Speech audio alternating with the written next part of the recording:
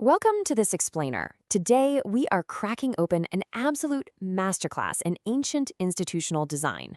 We're looking directly at the mechanics outlined in Chapter 6 of our source text, which essentially breaks down the Mohist Blueprint for a perfectly impartial society. If you've ever wondered how ancient Chinese philosophy tackled the very modern headache of building a fair government, you are absolutely in for a treat today. Okay, let's clear up a massive historical misconception right out of the gate. When you read this famous quote from Mosey, it's super easy to think he was just preaching this utopian, warm and fuzzy vision of universal love. But as Chapter 6 reveals, that couldn't be further from the truth. Listen, Mosey wasn't writing poetry here, he was drafting a rigorous structural engineering manual for social order. He was looking at the total collapse of his society and trying to build a governance machine that wouldn't just immediately break down under the weight of human selfishness. To map out the logic of this philosophical machine, we'll hit 5 key areas today. First, the blueprint of impartiality. Second, the two-tier architecture. Third, heaven as the impartial enforcer. Fourth, the action level calculation. And finally, the limits of impartial design. Let's jump right into part 1, the blueprint of impartiality. We need to begin by addressing the foundational requirement of the entire Mohist operating system. What is the core rule that makes their version of government completely unique? The crucial thing to understand is this concept of GNI. People almost always mistake it for an emotion, like you are literally commanded to feel the exact same warm, familiar love for a total stranger as you do for your own family.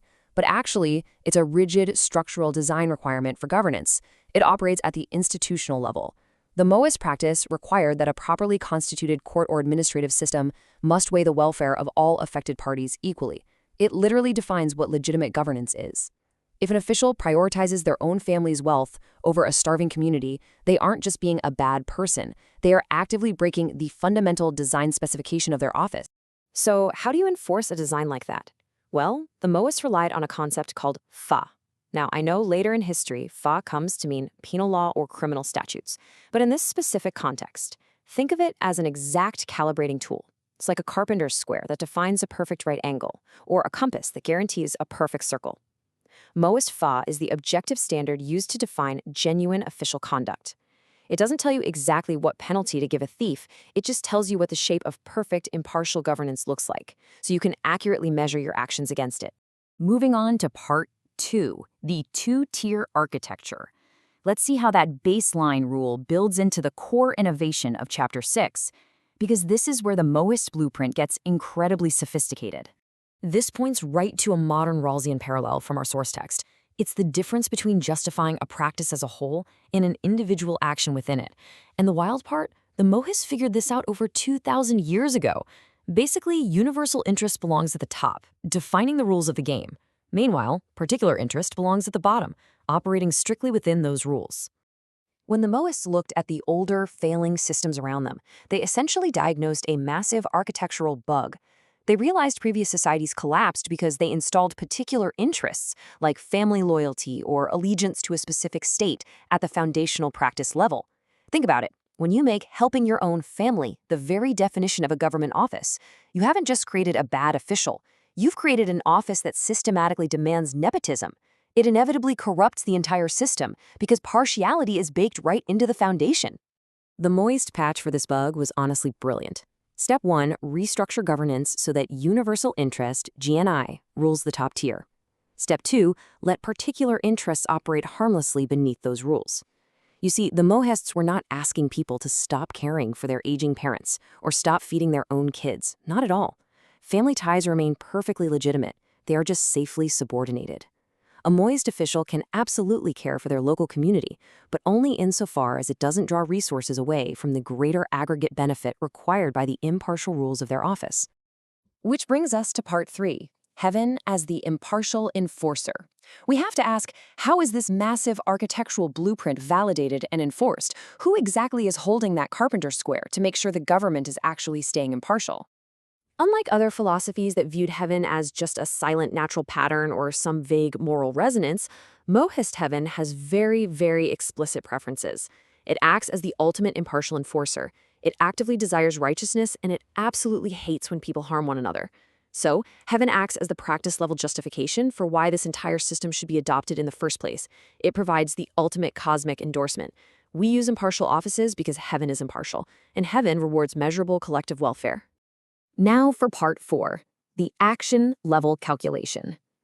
With the big overarching rules enforced by heaven, how does a Mohist official actually do their job on a random Tuesday?